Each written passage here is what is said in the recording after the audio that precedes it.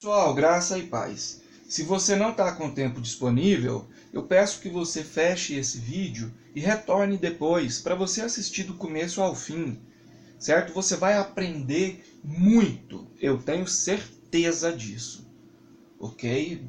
Mas às vezes é preciso que você assista um vídeo assim, um vídeo longo, um vídeo com muitas explicações, muitos textos. Teologia é isso, né? E se você assistir do começo ao fim, por favor, se você puder, claro, deixe nos comentários dizendo que você assistiu do começo ao fim.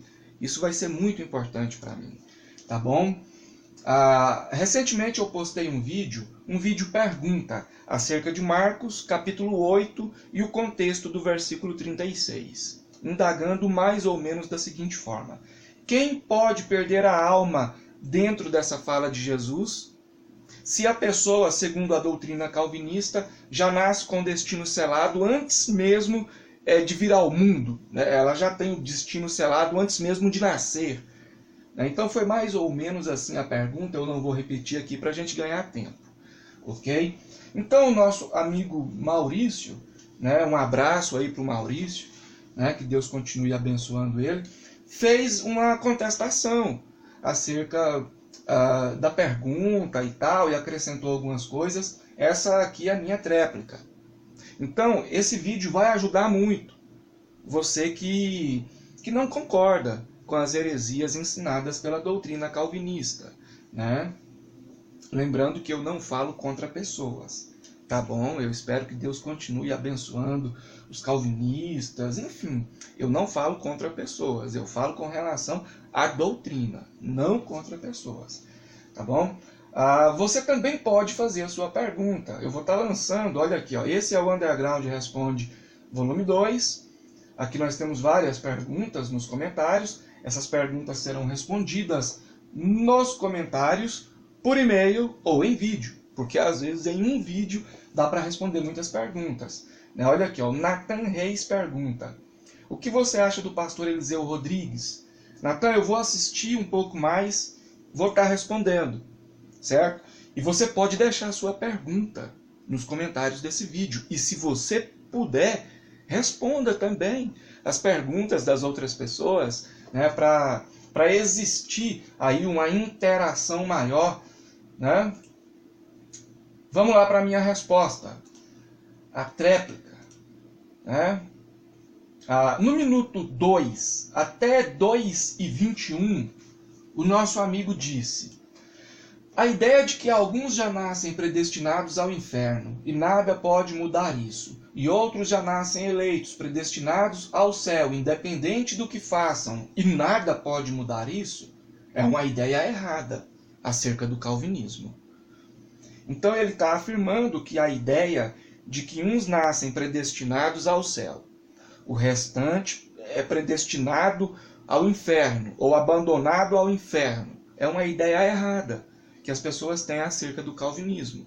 E aqui eu vou responder. Eu vou responder lendo alguns trechos que eu separei. Preciso que você preste atenção, ok? Primeiro trecho.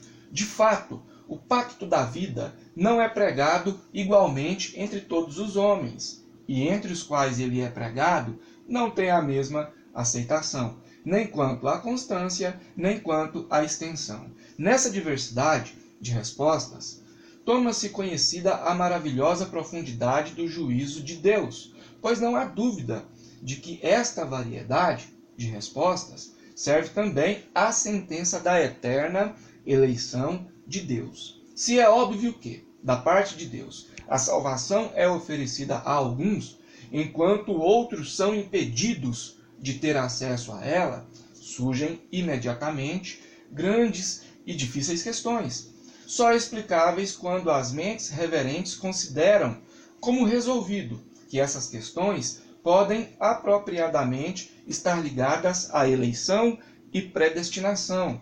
Fonte: a doutrina da predestinação em Calvino, de Fred H. Cluster.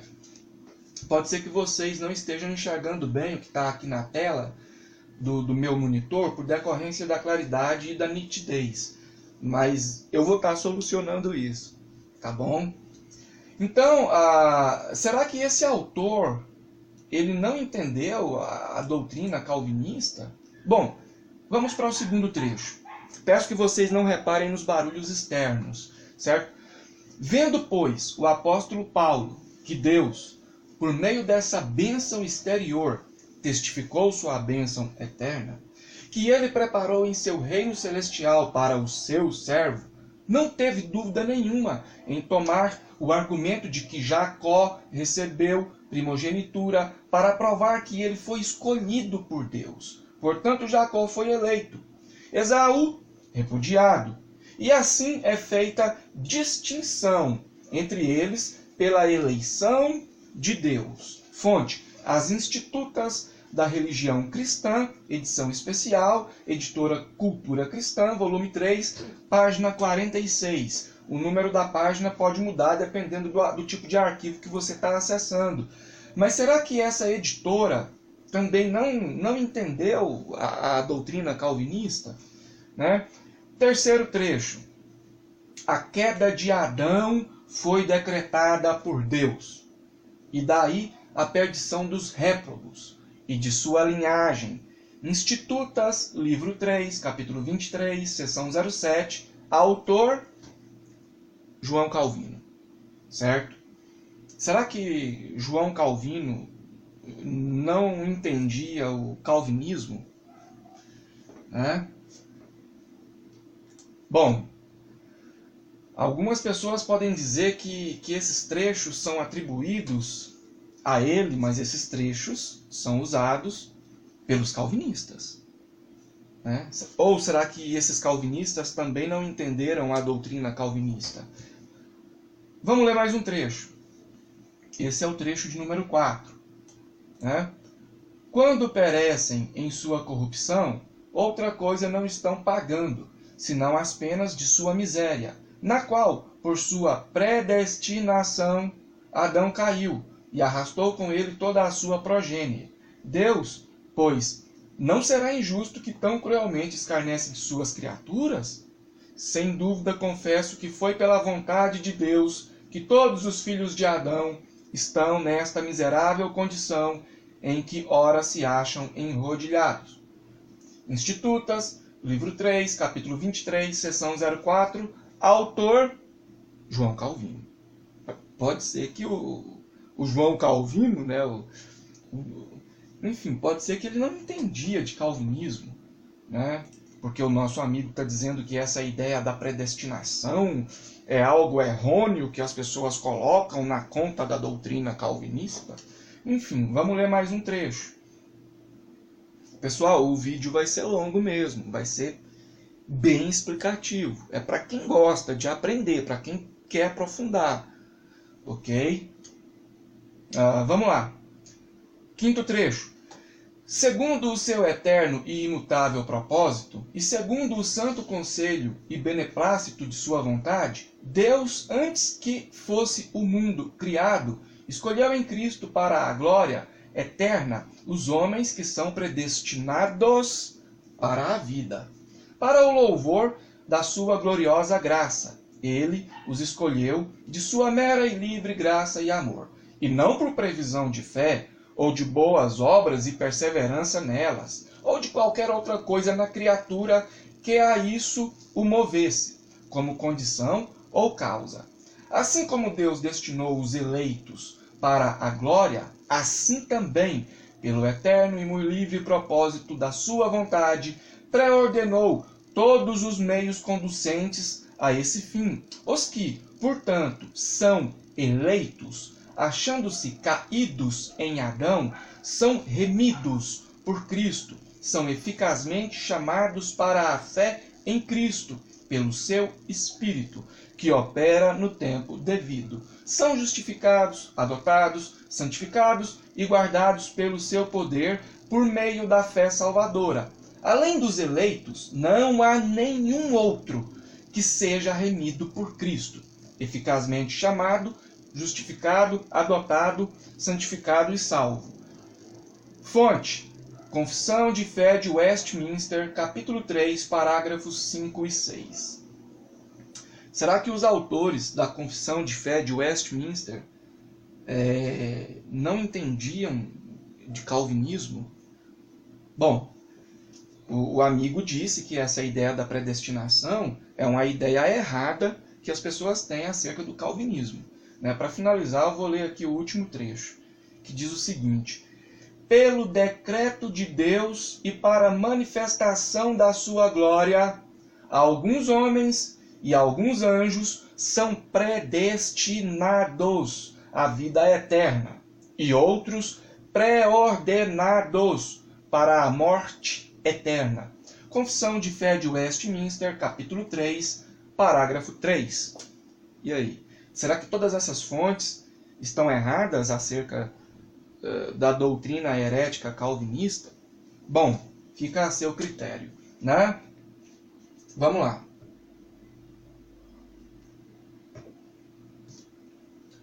No minuto 2:57 até 4:54, o amigo diz: lembrando que não sou calvinista, né? Ele dizendo que não é calvinista. Aí eu respondo aqui: não é calvinista, mas defende com unhas e dentes as heresias da doutrina calvinista. É tipo eu gostar do Palmeiras, acompanhar os jogos do Palmeiras, saber o nome de todos os jogadores do Palmeiras, querer que o Palmeiras ganhe, andar com a camisa do Palmeiras e ao mesmo tempo dizer que não sou palmeirense. Bom, isso é pessoal, né? Então vamos lá. E ele continua. Ele também questiona acerca dos textos paralelos, diz que eu não li os textos paralelos e em seguida usa um texto sinótico, que está em Lucas capítulo 9, versículos 24 e 25, que diz: porque qualquer que quiser salvar a sua vida, perdê-la-á, mas qualquer que, por amor de mim, perder a sua vida, a salvará. Que adianta o homem ganhar o mundo todo, perdendo-se ou prejudicando-se a si mesmo? Aí o amigo que fez a contestação ao meu vídeo continua: Lucas não cita a alma, ele cita a si mesmo ao invés de alma. Ou seja, quando Marcos fala, pergunta: que importa o homem ganhar o mundo inteiro e perder a sua alma? Marcos está falando, segundo ele, né? Marcos está falando: o que importa o homem colocar o mundo em primeiro lugar, esquecendo-se de si mesmo? É a explicação dele, né? Mas vamos lá. Acerca dessa argumentação dele, eu respondo da seguinte forma: se Jesus estava falando da alma em um contexto pessoal, terreno, corpóreo, então vamos ter problemas com o texto, pois Cristo diz: qualquer que, por amor de mim, perder a sua vida, a salvará. Não tem como Jesus estar falando isso, meu amigo, em um contexto terreno, onde a ideia é voltada para a pessoa em si, em um corpo carnal, certo? Veja bem, eu pergunto, né? Eu agora, Helry Alves, pergunto: como a pessoa pode literalmente morrer de forma terrena corpórea e mesmo assim ganhar a vida terrena corpórea? Não tem como, né? Vamos traduzir a passagem para um âmbito da alma, no sentido de corpo literal, terreno. Ficaria assim: qualquer um que, por amor de mim, tiver seu corpo terreno literalmente morto, salvará o seu corpo literal terreno. Você viu que não tem lógica, né? Eu continuo aqui na minha resposta. Outro problema: Jesus não poderia estar falando de ganhar a alma em um âmbito corpóreo, terreno, pois naquela época já era perigoso ser cristão, e Jesus sabia que após sua morte isso seria mais perigoso ainda. O próprio Jesus disse: olha, se estão me perseguindo, vão perseguir vocês também. Logo, a pessoa que entregasse seu corpo terreno por amor de Cristo estaria automaticamente pondo esse corpo em risco, ao invés de ganhá-lo, protegê-lo. Aí eu falo acerca da etimologia também. A palavra alma no grego é psique, E devemos lembrar que essa é uma palavra que tem uma conotação polissêmica. O que é uma palavra polissêmica? Uma palavra polissêmica quer dizer que seu significado real vai depender do contexto onde ela é aplicada. Veja um exemplo da palavra psique sendo aplicada para a vida em um contexto corpóreo terreno. Não andeis ansiosos pela vossa vida, psique, quanto ao que haveis de comer ou beber. Mateus 6:25. Então, no contexto de Marcos, capítulo 8, versículo 36, você tem que entender que essa palavra psique, que vem do grego, é polissêmica. Ok? Naquele contexto, não está falando de uma vida terrena, corpórea, eu já expliquei aqui, caso contrário, Jesus estaria entrando em contradição. E também não está falando de alma fora da salvação no que tange a uma entidade imaterial fora do corpo. Certo? Ali está falando de um contexto salvífico. Ok? Aí você pode dizer assim, então você está querendo dizer que a pessoa pode ganhar a salvação por mérito próprio. Eu vou falar acerca disso daqui um pouco. Mas nós sabemos que ninguém pode ganhar a salvação por méritos próprios. Né? Aí ele vai continuar, né, aqui na argumentação dele. Alma aqui não é uma parte imaterial do homem. Bom, eu não disse isso, como alguns dicotomistas ou tricotomistas acreditam. O cara sai de Marcos 36 para um assunto que não tem nada a ver, mas enfim, é um direito dele. Em seguida, cita Gênesis 2:7 e diz que o homem não passou a ter uma alma, mas sim a ser uma alma. De fato, o ser humano, quando ele foi criado, ele não ganhou uma alma, ele passou a ser uma alma vivente. Ele passou a ser uma alma. Inclusive, eu já disse isso. Olha aqui, em 2017, nesse vídeo aqui, eu falo. Deus soprou o fôlego de vida nesse homem.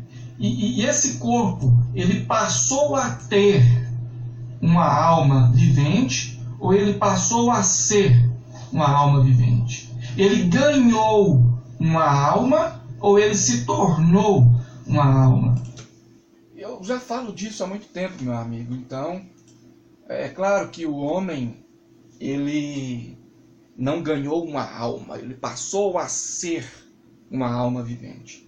Ok?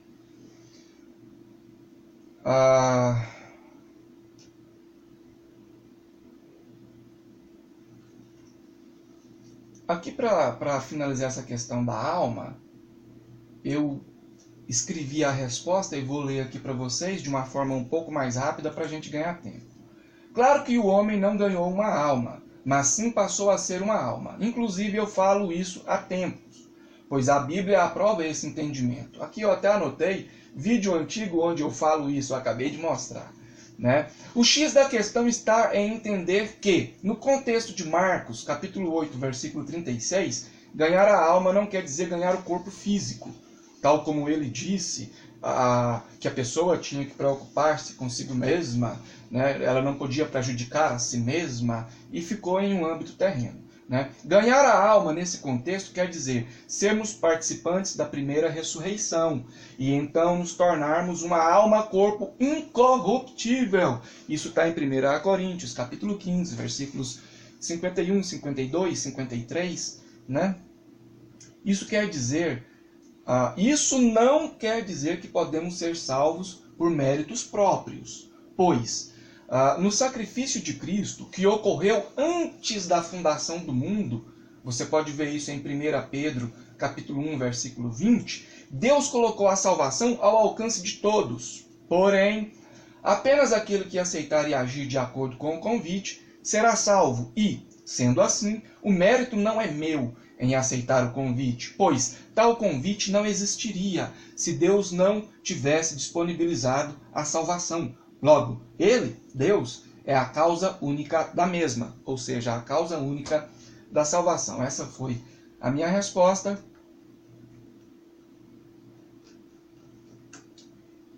E no minuto 5:09 até 5:29, ele diz: quando Jesus fala, qualquer que quiser salvar a sua vida vai perder. E qualquer que perder a sua vida por amor de mim, irá ganhar, irá se salvar. Olha, ele mesmo assumindo. Ele mesmo está dizendo que Jesus disse que aquele que perder a sua vida por amor dele, irá ganhar, irá se salvar. O próprio contestador assumiu. Ele continuando. Ou seja, não coloque esse mundo em primeiro lugar. Você deve colocar o reino de Deus em primeiro. Eu concordo que nós devemos colocar o reino de Deus em primeiro. Inclusive, em momento algum, eu fui contra isso. Mas eu vou responder mesmo assim. Vamos lá. Mais uma vez, não dá para usar o termo salvar em um âmbito meramente corpóreo terreno, pois não teria como eu perder a minha vida terrena para ganhar a minha vida terrena. Aliás, o próprio autor da contestação afirma que quem perder a sua vida por amor de Cristo irá se salvar. Isso está no minuto 5:20. Mas, pergunto, irá se salvar de quê? De perseguições? Irá se salvar em um âmbito terreno? É claro que não. Essa salvação aqui fala de um âmbito vindouro, espiritual, eterno, enfim. Vamos lá. Nós estamos com 21 minutos. No minuto 5:35 até 6:37, ele diz. Aliás, ele pula para Lucas 12, assim, do nada. E enfatiza que Jesus disse no versículo 15, que diz, a vida de qualquer não consiste na abundância do que possui. Eu vou explicar melhor para você. Pode ser que eu tenha falado rápido. No minuto 5:35 até 6 minutos e 7, o contestador, ele pula para Lucas 12, do nada. E enfatiza que Jesus disse no versículo 15. No versículo 15 de Lucas 12. E o que Jesus disse no versículo 15 de Lucas 12? A vida de qualquer não consiste na abundância do que possui. Aí eu respondo. Ora, se vida, nesse contexto, fosse algo meramente terreno, corpóreo, logo, a minha vida consistiria sim naquilo que sou e naquilo que eu tenho, naquilo que eu possuo. Porque se Jesus está falando de um âmbito terreno, aquele que perder a sua vida por amor de mim vai ganhar a sua vida terrena, não vai prejudicar a si mesmo, então a pessoa tem que correr mesmo atrás de mais bens e tal, porque Jesus está falando de um âmbito terreno. Claro que eu estou resumindo a explicação, mas eu sei que você já entendeu. Vamos lá.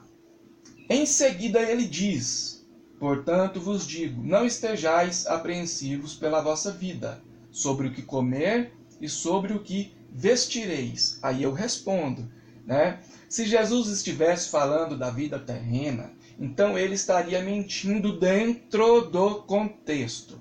Ou seja, em se tratando da vida terrena, eu preciso sim me preocupar com o que comer e com o que vestir. Mas o que Jesus está explicando eu devo me preocupar primeiro com a vida vindoura, e isso não quer dizer que devo me desleixar quanto às necessidades básicas da vida terrena. Todavia, não posso pôr a vida material acima da espiritual, porque quando eu busco a vida espiritual, o contexto da passagem está dizendo que aquelas coisas citadas me serão acrescentadas. Vestimentas, alimentação. E você pode ler lá o contexto, você vai entender. No minuto 6:32 até 6:54, o amigo que está contestando lá a minha pergunta faz uma outra pergunta. O que Jesus está ensinando aqui? E aí ele mesmo responde, ele está ensinando que aquele que colocar o mundo em primeiro lugar vai esquecer do mais importante, que é buscar o reino de Deus. Aí ele começa a entrar em contradições, em problemas com a interpretação. Veja bem, na minha resposta aqui, eu vou mostrar. Quando ele diz que a pessoa que coloca o mundo material em primeiro lugar pode esquecer de buscar o reino, eu concordo. Mas veja bem, como uma pessoa que foi eleita ao céu antes da fundação do mundo poderia colocar as coisas do mundo acima das coisas de Deus? Se a pessoa foi eleita ao céu antes da fundação do mundo, antes dela nascer, então ela jamais vai colocar as coisas do mundo acima das coisas de Deus. Então aquele alerta de Jesus era um alerta sem necessidade, né? Bom, vamos continuar. E como um predestinado ao inferno poderia pôr as coisas de Deus acima das coisas do mundo? Reflita, né? Nós temos nesse contexto o que podemos chamar de sequência e consequência. Aqui eu estou explicando, pessoal, certo? Ou seja, Jesus explica, na sequência eu obedeço o que ele disse e, na consequência, eu ganho a vida. Eu não ganho a vida eterna por méritos próprios. Ou seja, Deus disponibilizou a salvação para todos através de Cristo. Na sequência eu começo a agir conforme o convite. Esse convite, na etimologia, é kletos. Inclusive, você vai ver isso em Romanos, capítulo 8. Então, quando eu passo a agir de acordo com o convite, consequentemente, Deus conclui o processo. Isso quer dizer que ele é o começo e o fim, o alfa e o ômega. Ele põe o convite à minha disposição, eu aceito e passo a agir de acordo com esse convite, ele conclui o processo. Eu não tenho méritos. Ele é o começo, ele é o fim. É fácil entender, né? Vamos lá. No minuto 6:57, até 7 minutos e 8 segundos, ele diz. Aliás, ele se auto-pergunta, mas, Maurício, o que é perder essa vida? Aí ele não responde, ele faz uma pergunta para ele mesmo não responde, então, né? E em seguida pergunta, o que é mais importante?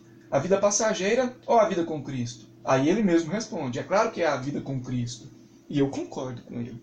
É claro que a vida com Cristo é mais importante, né? Isso é inegável. No minuto 7:09 até 7:20, ele diz, mas, e aqueles que são predestinados e eleitos, etc.? Ele não responde. Ele pergunta, mas ele não responde. Em seguida, ele cita 1 João 4:19, que diz, nós o amamos porque ele nos amou primeiro. Agora eu vou responder aí essa argumentação dele. É claro que nós o amamos porque ele nos amou primeiro, mas é preciso entender o contexto da passagem. Aliás, a doutrina calvinista não gosta muito dessa palavra contexto. Aí se você adicionar conjunto do contexto, fica pior ainda. Eles vão detestar mais. E se você adicionar a etimologia, aí então nem se fala. Bom, enfim, vamos lá para a resposta. Acerca do contexto dessa passagem. Essa é uma resposta resumida, tá bom? Eu poderia falar bem mais coisas e usar mais exemplos e passagens, mas eu creio que você vai entender. O contexto dessa passagem, ou seja, a passagem de 1 João capítulo 4, versículo 19, fala que devemos amar uns aos outros. Veja, 1 João capítulo 4, versículo 11. Amados, se Deus nos amou, também devemos amar uns aos outros. Aí eu, Helry Alves, pergunto, se os salvos são predestinados ao céu antes de nascerem, será que um eleito correria o risco de não amar o próximo? Porque se nós temos que amar o próximo e a pessoa foi predestinada ao céu antes de nascer, ela não corre o risco de não amar o próximo, né? E qual o motivo de alertar acerca de um risco inexistente? Se o eleito ao céu, se o predestinado ao céu antes da fundação do mundo, não corre o risco de não amar o próximo, então qual o motivo de fazer um alerta se o risco é inexistente? É questão de lógica, né? Vamos lá. E claro que Deus nos amou primeiro, pois antes do mundo existir, ele já havia imolado o Cordeiro em nosso favor, mas somente aquele que nele crê terá a vida eterna. Certo? Prosseguindo. Do minuto 7 até o minuto 7:27, o nosso amigo diz, o nosso amor por Deus é consequência do amor de Deus por nós. Agora eu vou responder, porque ele também não costuma usar o contexto e tal, né? Aqui eu vou responder de uma forma resumida. Justamente, eu não poderia amar Deus se primeiro ele não tivesse me amado e me dado vida. Se eu estou vivo, foi porque Deus concedeu. Então eu não poderia amá-lo se eu não existisse. Eu não poderia amá-lo por decorrência de vários outros fatores. Então é claro, né, que o meu amor para com Deus é consequência do amor dele para comigo. Questão de lógica, né? Vou começar a minha resposta de novo para ficar mais claro. Justamente, eu não poderia amar Deus se primeiro ele não tivesse me dado, ou se ele não tivesse me amado e me dado vida. Eu não poderia amar Deus se ele não tivesse me disponibilizado o convite da salvação em Cristo antes da fundação do mundo. Repito, esse convite é kletos, tá bom? Eu não vou abordar a etimologia de Romanos 8, porque senão o vídeo vai ficar muito longo. Mas isso não quer dizer que o salvo ama a Deus de forma arbitrária porque foi predestinado a isso. Pois, dessa forma, o condenado não amaria a Deus porque Deus mesmo o teria predestinado a isso. Ou seja, Deus, no dia do julgamento final, ia falar assim, olha, você vai ser condenado ao inferno porque você não me amou. E você não me amou porque eu predestinei você para não me amar. Cara, eu não vou chamar isso de loucura porque eu respeito os loucos, né? E até mesmo porque às vezes a gente consegue extrair alguma coisa boa da loucura. Inclusive tem aquele livro do Erasmo de Roterdã, né? O Elogio da Loucura. Então eu não vou nem chamar isso aqui de loucura, porque pode ser que algum louco se sinta ofendido, né? E eu quero deixar bem claro que o que eu estou falando aqui deve ficar dentro do campo acadêmico, argumentativo, teológico. Isso aqui não é nada pessoal, tá bom? Vamos lá. Minuto 7h35 até 7h40. O que Jesus falou para os discípulos? O Maurício perguntando e ele mesmo responde. Jesus disse, não foste vós que me escolhestes, mas eu escolhi a vós. Eu vou ler a minha resposta dentro de um trecho da apostila do curso que eu estou ministrando, certo? Faça parte desse curso. É um curso à distância, teologia puramente bíblica, imparcial, sem influências institucionais, denominacionais, religiosas. Você que faz parte de uma denominação também é super bem-vindo no curso, tá bom? A nova turma vai ter início no dia 18 de novembro desse ano. Os detalhes estão aparecendo aí na tela do vídeo. Se você tiver alguma dúvida, mais detalhes na descrição desse vídeo e na descrição o contato para você falar comigo acerca do curso. É um contato comercial. Mas vamos lá. Agora eu vou precisar que você preste mais atenção, porque eu vou ler rápido. Nós já estamos com 33 minutos, tá bom? Então, eu escolhi Jesus? Foi Jesus que me escolheu? Isso foi condicional, incondicional? Enfim, eu vou ler aqui para vocês de uma forma mais rápida um pouco. Prestem atenção. João, capítulo 15, versículo 16. Não fostes vós que me escolhestes. Ao contrário, eu vos escolhi a vós e vos designei para irdes e dardes fruto, e fruto que permaneça.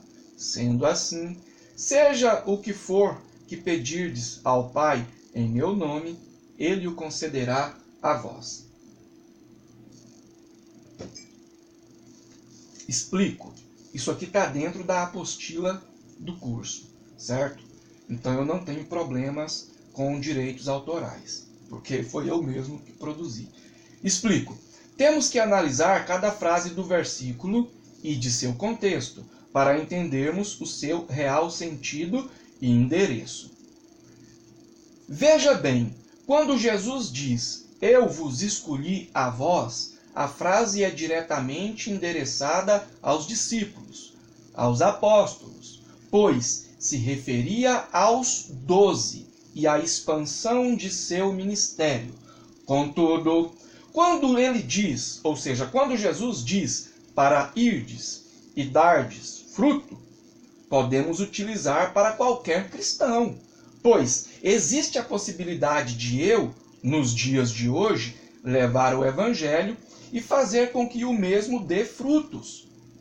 Mas não existe a possibilidade de eu ser um dos 12 apóstolos. Veja que no contexto anterior, o próprio Jesus deixou isso bem claro.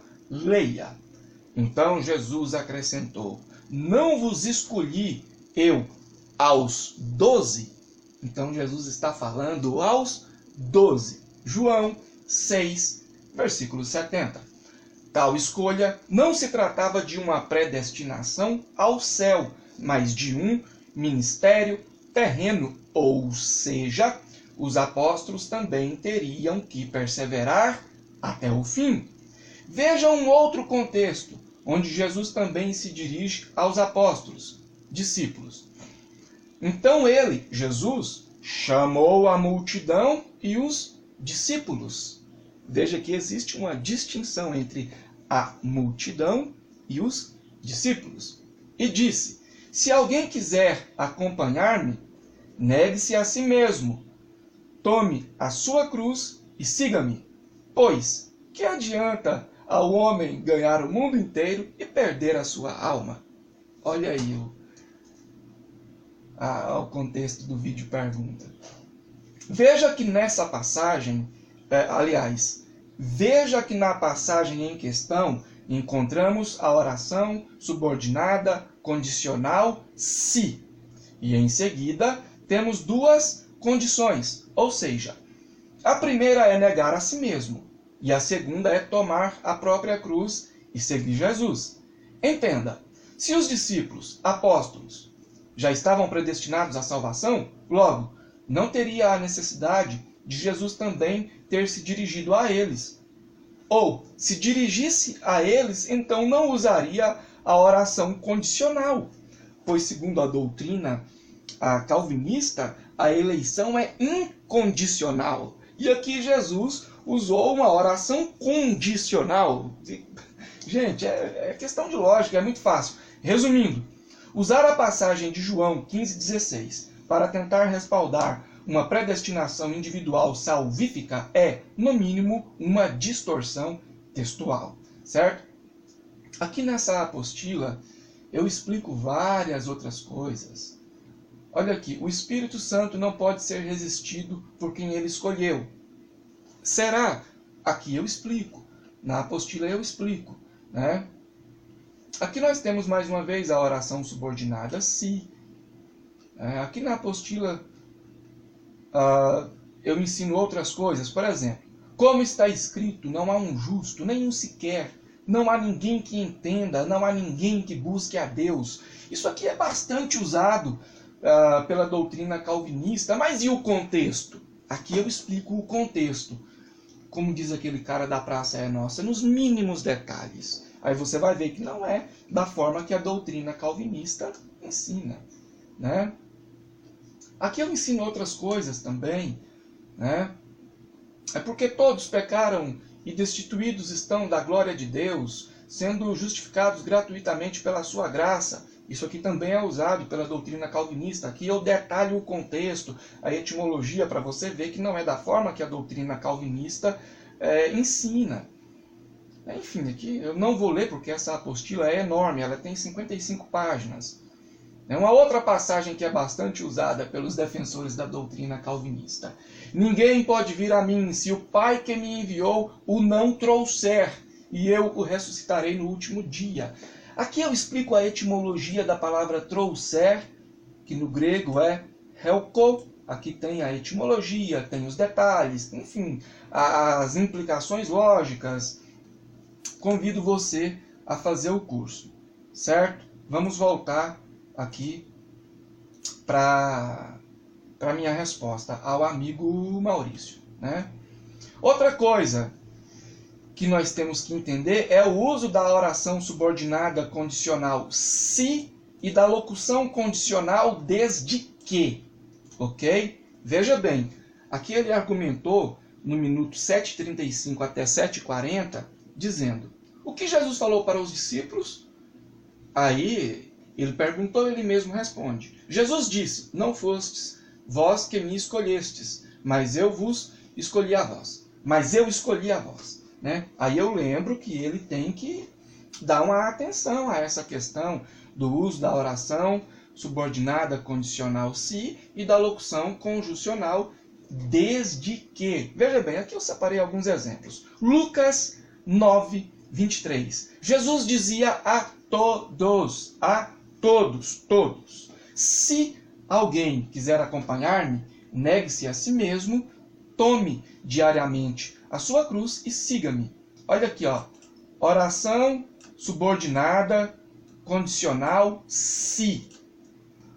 Romanos, capítulo 8, versículo 17. Se somos filhos, então somos herdeiros. Herdeiros de Deus e co-herdeiros em Cristo. Se, olha mais uma vez a conjunção. Se de fato participamos dos seus sofrimentos, para que também participemos da sua glória. Então existe essa oração subordinada condicional se, ou seja, se de fato participamos dos seus sofrimentos, então vamos participar da sua glória. Nós temos aqui também Romanos, capítulo 11, versículo 22. Veja bem, portanto, considere a bondade e a severidade de Deus. Severidade para com aqueles que caíram, mas bondade para com você, desde que permaneça na bondade dele. De outra forma, você também será cortado. Né? Esses que caíram aqui são aqueles de Romanos 9.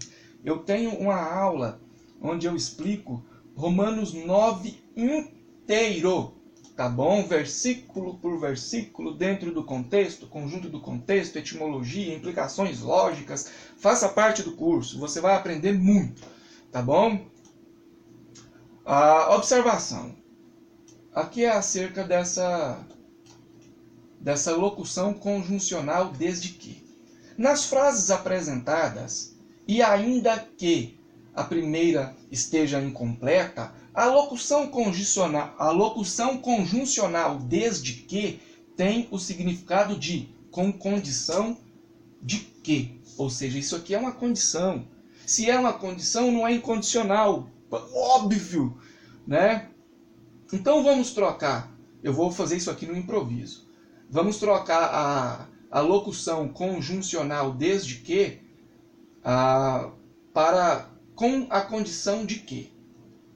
Ficaria assim, Romanos 11:22. Portanto, considere a bondade e a severidade de Deus. Severidade para com aqueles que caíram, mas bondade para com você, com a condição de que você permaneça na bondade dele. De outra forma, você também será cortado.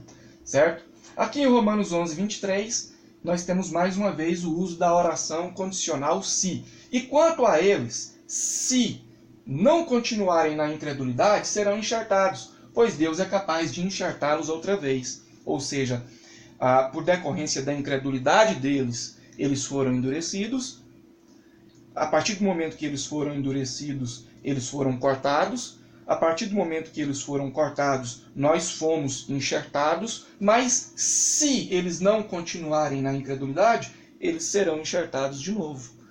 Isso aí você vai ver no contexto de Romanos, capítulo 11, o qual eu explico nessa aula aqui.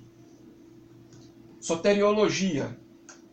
Aqui nós temos Romanos 8, olha aí, ó, versículo por versículo. Dentro da etimologia, aqui nós temos a questão do proorizo, do kletos, tudo explicado passo a passo, levando em conta o contexto, o conjunto do contexto, as implicações lógicas. Está tudo aqui, ó, explicadinho. Nós temos aqui a questão dos vasos de honra e os vasos de desonra em Romanos 9. Olha aí, ó, versículo por versículo. Tudo explicado, tudo bem detalhado. Explicação também de Romanos 10. Olha aí, ó. Romanos 10. Aí nós temos Romanos 11. A exegese completa, de forma bastante aprofundada, principalmente dentro da etimologia. Certo? Então faça parte do curso, onde eu parei aqui no minuto 8h32 até 8h36. Ele usa o exemplo de Mateus e o jovem rico. Ele diz que o fato de Mateus aceitar seguir Jesus foi porque Deus escolheu Mateus. E o fato de o jovem rico não seguir Cristo foi porque Deus não escolheu o jovem rico. Então ele está dizendo que Jesus mentiu. É porque Jesus deu a entender ao jovem rico que existia a alternativa dele seguir a Jesus. Mas se essa alternativa era inexistente, então Jesus brincou com o sentimento da pessoa, Jesus mentiu. Porque se aquele cara estava predestinado ao inferno, Jesus já sabia que era impossível ele segui-lo. Né? Tem questão de lógica. Eu até deixei aqui um trecho. É bom lembrar que nessa passagem do jovem rico, Jesus amou o jovem rico. E Jesus, olhando para ele, o amou e lhe disse: falta-te uma coisa. Marcos 10, versículo 21. Aqui eles vão falar que Jesus não amou para a salvação. As famosas cambalhotas da doutrina calvinista, com todo respeito às pessoas que são calvinistas. Eu não falo contra pessoas, e sim com relação à doutrina. Né? Mas vamos lá. Respondendo aqui essa questão do exemplo que ele citou de Mateus e o jovem rico.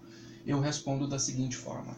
O chamado ministerial de Mateus e o chamado para seguir uma vida cristã não necessariamente é sempre a mesma coisa, pois nem todo aquele que segue uma vida cristã é necessariamente um apóstolo presencial. No caso, Mateus foi um apóstolo presencial. Jesus já tinha dito que escolheu os 12. Logo, ninguém mais foi chamado para a função de apóstolo presencial. Jesus amou o jovem rico. Jesus, em momento algum, disse que o jovem rico era predestinado ao inferno. Jesus estaria mentindo ao jovem rico ao dar a entender que havia a possibilidade de ele o seguir. Né? Se por acaso o jovem rico estava predestinado, então eu faço essa pergunta. Né? Jesus estaria mentindo ao jovem rico ao dar a entender que havia a possibilidade de ele o seguir? Né? Eu poderia responder essa pergunta que eu mesmo fiz, mas aí eu ia precisar de mais tempo. E nós já estamos aí avançados, 47 minutos. Vamos lá, eu vou ler aqui para vocês um trecho da Confissão de Westminster. Capítulo 3, parágrafo 1, capítulo 5, parágrafo 2 e 4. Se eu não estiver enganado, a referência é essa mesma. Certo? Pode ser que os autores, os elaboradores da Confissão de Westminster também não entendessem de calvinismo. Né? Vamos lá, prestem atenção, isso aqui é a Confissão de Westminster. Depois eu vou gravar uma série de vídeos mostrando as contradições da Confissão de Westminster com a Confissão de Westminster e as contradições da Confissão de Westminster perante a Bíblia. Ok? Esse trecho diz o seguinte: Confissão de Westminster. Desde toda a eternidade, Deus, pelo conselho sábio e santo de sua própria vontade, livre e imutavelmente, ordenou tudo o que venha a ocorrer. Ainda assim, nem Deus é o autor do pecado, nem a vontade das criaturas é violentada. Aqui a confissão está querendo dizer que os seus pecados, os meus pecados, os nossos pecados foram decretados por Deus. Deus decretou todos os pecados que eu já cometi, que eu cometo e que eu ainda vou cometer. Mas mesmo assim, a culpa é minha, segundo a Confissão de Westminster. Certo? Continuando.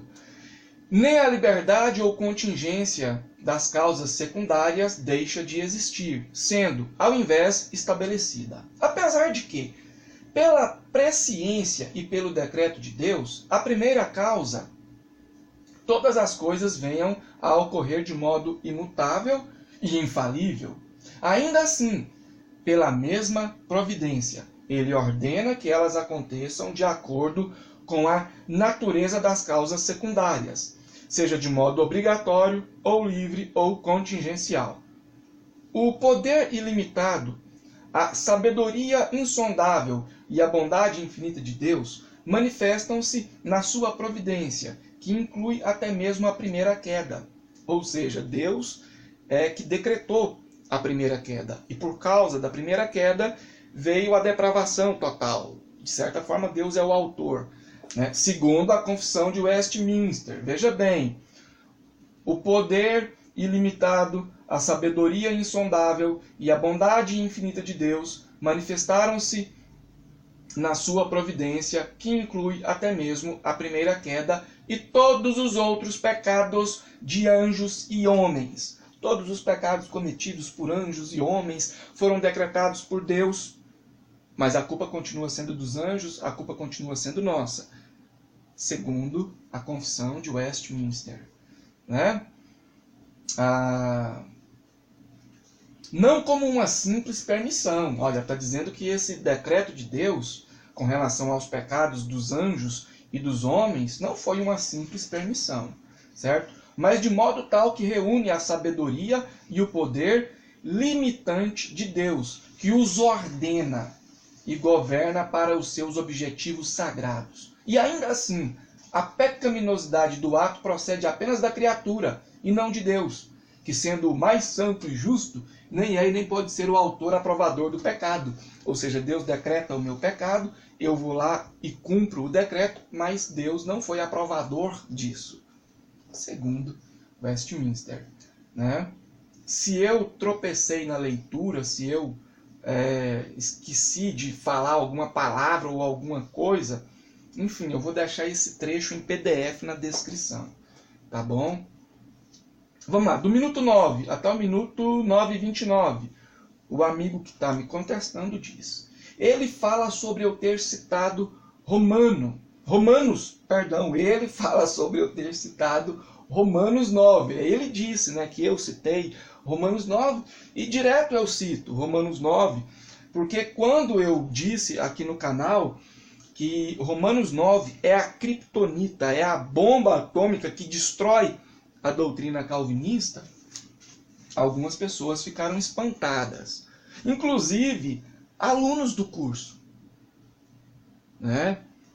Disseram: professor, é sério isso?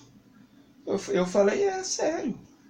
Bom, aí chegou o dia da bendita aula, dias depois, inclusive o aluno, aliás, os alunos, porque foi mais de um, então é plural, né?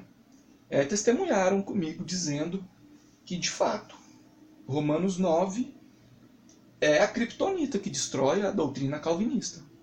Porém, isso só acontece quando você lê Romanos 9 dentro do contexto, do conjunto do contexto, da etimologia e respeitando as implicações lógicas.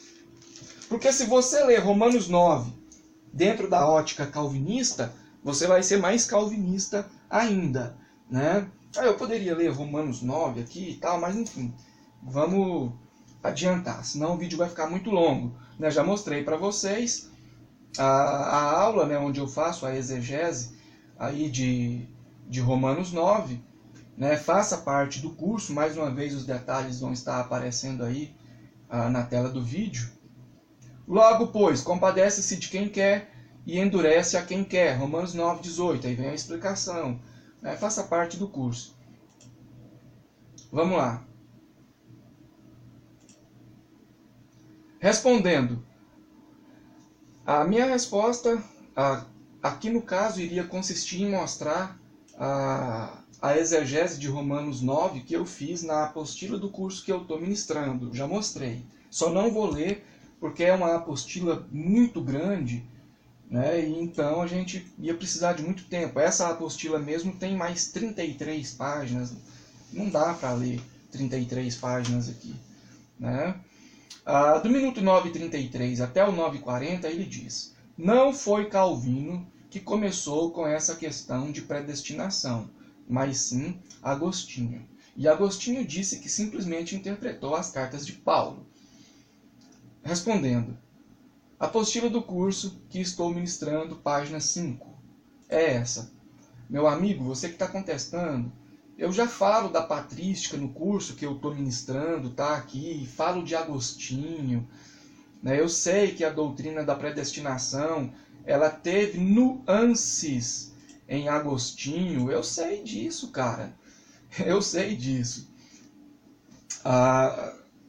Mas eu acho que você não leu Agostinho depois, anos depois dessa questão levantada por ele acerca dessa possível predestinação.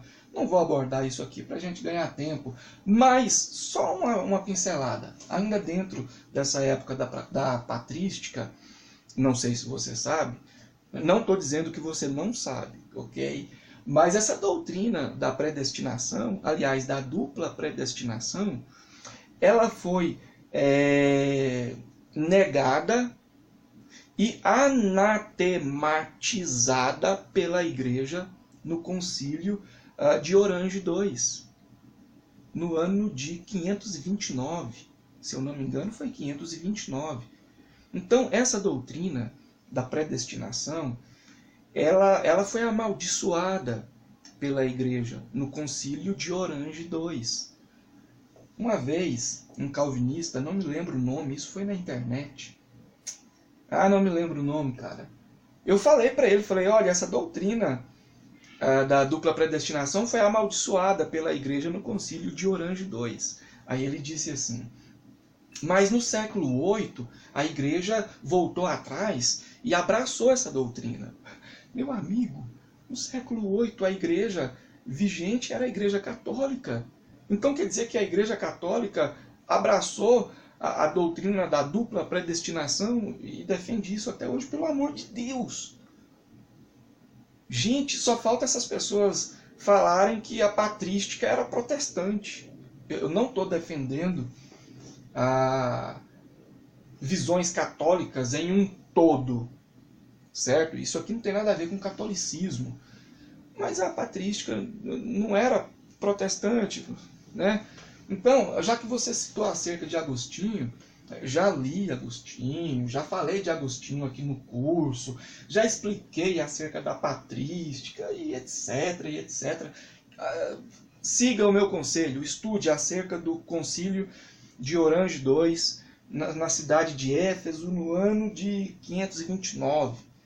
Você vai ver que essa doutrina, acho que foi na cidade de Éfeso mesmo, mas enfim, o fato é que essa doutrina foi amaldiçoada pela Igreja, porque essa doutrina da predestinação, da dupla predestinação, né? Citar a apostila, já mostrei, o concílio de Orange, já falei. Aqui para finalizar ele diz, o amigo que está me contestando, né, o Maurício, abraço Maurício, fique com Deus, tá bom? Que Deus continue te abençoando. Ele diz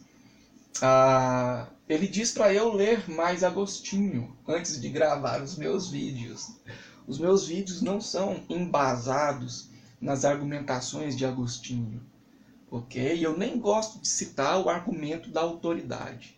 Você pode prestar atenção, eu quase não cito o argumento da autoridade nos meus vídeos, nem nas minhas aulas. Não gosto. Eu gosto de usar apenas a Bíblia. É uma particularidade minha, certo? Outras pessoas também agem dessa maneira, ok? Não estou querendo dizer que quem faz o uso do argumento da autoridade está fazendo errado, ou sempre faz errado, ou que é proibido fazer o uso desse tipo de argumento. Não é isso. Tá bom? Para você ter uma ideia, eu concordo com outros teólogos em alguns pontos da teologia, e esses outros teólogos, os quais eu concordo com eles em alguns pontos da teologia, às vezes fazem o uso do argumento da autoridade. E eu não estou querendo dizer que eu nunca vou fazer o uso desse tipo de argumento, só que eu prefiro não fazer, certo? Pode ser que dentro de um determinado contexto eu tenha que fazer o uso desse tipo de argumento, né? Aí ele diz assim, e Agostinho disse que simplesmente interpretou as cartas de Paulo. Ora, muitos outros teólogos e pensadores e pessoas inteligentes leram as cartas de Paulo e entenderam que a doutrina calvinista não tem sustentação dentro das cartas de Paulo. a teoria da predestinação ou da dupla predestinação não tem respaldo contextual etimológico dentro das cartas de Paulo. Ou eu sou obrigado a ficar com o que Agostinho disse. Então, esse tipo de argumentação, enfim, costuma trazer algumas complicações. Não quero generalizar, tá bom? Mas, repito, outros teólogos, pessoas usadas por Deus, pessoas inteligentes, também interpretaram as cartas de Paulo e chegaram à conclusão que essa teoria predestinatória, determinista, calvinista, enfim, não tem base, né? O amigo que me contesta também diz assim, mas fora Romanos 9 também existem outros textos. Existem sim. Textos que a doutrina calvinista usa, né? Por exemplo, Atos 13:48. Nós temos aí o uso da palavra tasso, no grego koiné. Aqui eu explico o contexto, as implicações, a etimologia dessa palavra, né? Nós temos também Efésios, né? Inclusive ele cita, tem também Efésios, né, e tal. Olha aí, ó, Efésios capítulo 1, versículos 4 até o 6. Aqui na apostila que eu fiz para o curso que eu ministro, eu explico o contexto dessa passagem de Efésios, né? A etimologia, as implicações lógicas, tá explicado aqui. E outros textos também, né? Tem muitos textos que são usados pela doutrina calvinista. Eu sei disso, eu já expliquei cada um deles nas aulas. Eu não vou ler tudo aqui, cara. Não dá. A logística cronológica não é favorável a isso, né? Mas, enfim, vamos ter mais discernimento ao indagar. Não estou querendo dizer que indagar é errado, mas a gente tem que indagar dentro do contexto daquilo que está sendo abordado, né? Repito, eu vou estar gravando o vídeo Underground Responde volume 3 e vou estar respondendo outras perguntas. Então aproveite para fazer a sua pergunta nos comentários desse vídeo. E se você puder, responda a outras pessoas também. Você pode ter a sua pergunta respondida nos próprios comentários, ou através do e-mail, do inbox, ou em vídeo, né? Então, participe. Para fechar, o vídeo em questão, onde eu fiz a pergunta acerca de Marcos capítulo 8, teve 3 minutos. É preciso compreender que em 3 minutos não dava para me falar de institutas, de Westminster, tricotomia, dicotomia, grego koiné, patrística, Agostinho, enfim, 3 minutos. Cara, então, né? Mas aí eu respeito, né? Repito, a pessoa do amigo, né? Espero que Deus abençoe a todos nós, né? Pessoal, esse vídeo ficou muito longo. Em termos de vídeos públicos aqui no canal, esse foi o mais longo. Eu espero ter ajudado vocês, espero que vocês tenham gostado, espero que vocês tenham aprendido algo, né? Dentro de cada abordagem que eu fiz aqui, daria para fazer uma outra abordagem de 1 hora, 2 horas, sei lá, né? Mas pode ser que eu venha a fazer mais abordagens específicas com relação às abordagens que eu já fiz aqui, né? A gente não sabe. Eu vou estar estudando aí essa hipótese. Peço que vocês acompanhem os próximos vídeos. Eu vou estar falando aí acerca do divórcio e segundo casamento. Tá bom? Que Deus continue te abençoando e abençoando toda a sua família. Faça parte do nosso curso, ok? Até a próxima.